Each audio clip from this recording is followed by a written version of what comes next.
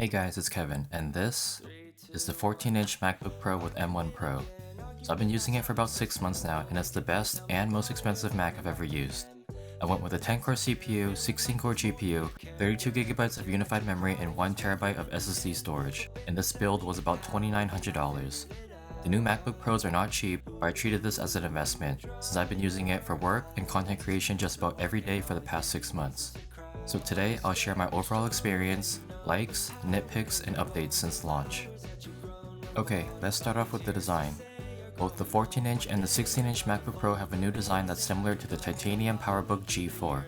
My previous Mac was the 2017 13-inch MacBook Pro with Touch Bar and the 2020 MacBook Air with M1. So this is noticeably thicker and heavier, but more on that later.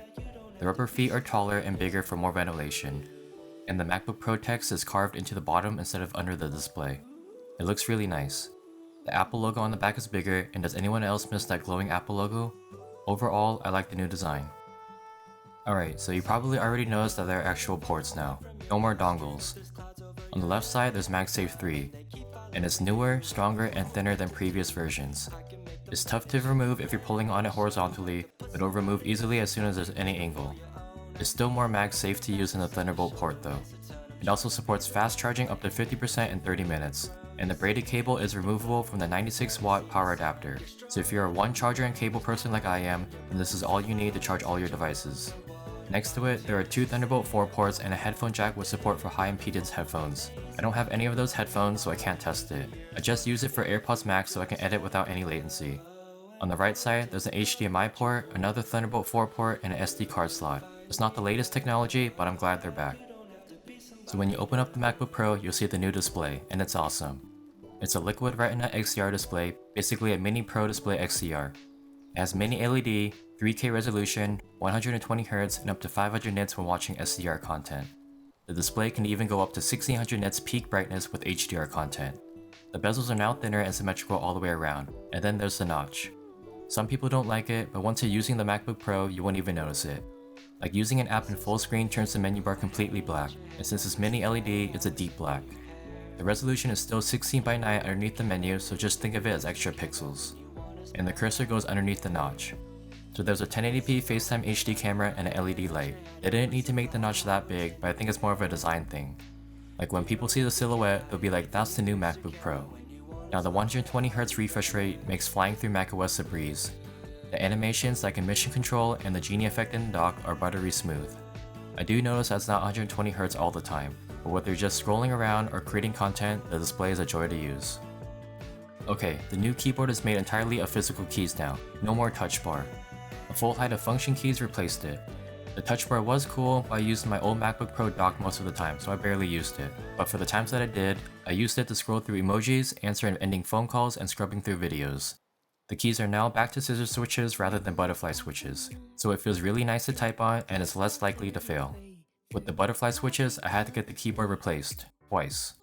The whole keyboard is in this black aluminum well so the backlighting stands out. Fingerprints and oils are more visible, but I'm willing to accept it for this all black keyboard. The Touch ID button is now a full-size key and is super quick and responsive. One thing that's the same is the Force Touch trackpad, that's a good thing. It's big so there's plenty of room for multi-finger gestures. With a smooth glass surface and haptic feedback, it's still the best trackpad I've ever used.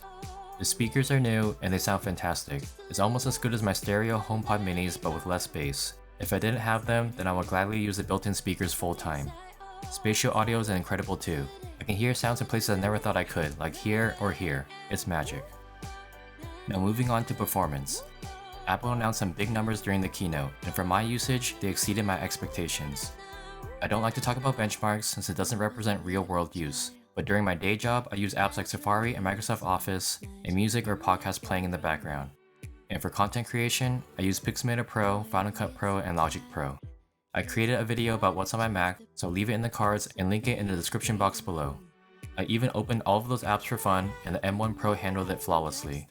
When these were first available to order, I was debating on either getting 16GB or 32GB of memory, and by the time I decided, delivery dates were slipping into November or December. I went with 32GB of memory since I wanted to future-proof it, and I'm glad I did. Activity Monitor usually shows about 16GB of usage during my normal workflow, and I rarely hear the fans spin up audibly too. Intel MacBook Pro sounded like a vacuum when I watched 4K videos on YouTube. So all the videos I uploaded on my channel were edited on this MacBook Pro. There were times where frames dropped, but I was adding effects and playing them back instantly. The M1 Max could probably handle it better, but the M1 Pro is still miles ahead than an Intel chip. I mentioned before that the MacBook Pro is thicker and heavier, which makes room for a bigger battery and more airflow. And even with the new display and all this power, the battery life is still amazing. This can easily last me a few days on a single charge with light use, scrolling through social media, browsing the web, and watching videos. And if I'm doing any video editing, then it can last me a day. Still better than the few hours on an Intel MacBook Pro. Fast charging is really nice to have, but I mostly charge via USB-C though, because I use it with an external monitor. Even after 6 months, the battery life is still at 100%. I do use a third-party app, Aldente, to limit the charging to 80%. The built-in one in macOS rarely work for me. There's currently 24 cycle counts on it. I'm not sure if that's a good thing or a bad thing. Apple released several updates since launch, and they enhanced the Mac experience. In macOS 12.1, Apple added SharePlay, so any content you watch with other people will be in sync. For example, if you're watching a movie, anyone can pause, rewind, or turn on subtitles, and does it for everyone. Apple also added a voice plan for Apple Music. 12.2 was just bug fixes and security updates. macOS 12.3 brought new emojis, spatial audio, and the long-awaited universal control. This allows you to use a single mouse and keyboard with your Mac and iPad. You can drag and drop files between one another and type text on either device. It really changed the way I use my Mac and iPad. 12.4 was more bug fixes and enhancements. By the time this video is out, I'll be testing all of Apple's newest software during WWDC, so be sure to hit the bell so you'll be notified when I post new videos on that.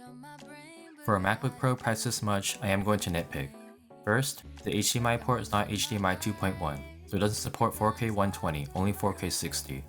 Also, the SD card slot is only UHS 2, not the newer UHS 3. Speeds are still fast at up to 300 MB per second. The MagSafe cable is not colored matched if you go with space gray, and the notch is too big for just a camera and an LED light. Maybe this paves the way for Face ID in the future. And it would have been nice to have an Ethernet port and the power adapter, just like the iMac. These are minor nitpicks, and the MacBook Pro is still great without them. With the new design, display, performance, and battery life, Apple made the Mac I've always wanted, and it's hands down the best one I've ever used. So if you're a content creator and you're looking to buy one, then these will meet or even exceed your expectations. And that's it for my long-term review of the 14-inch MacBook Pro with M1 Pro.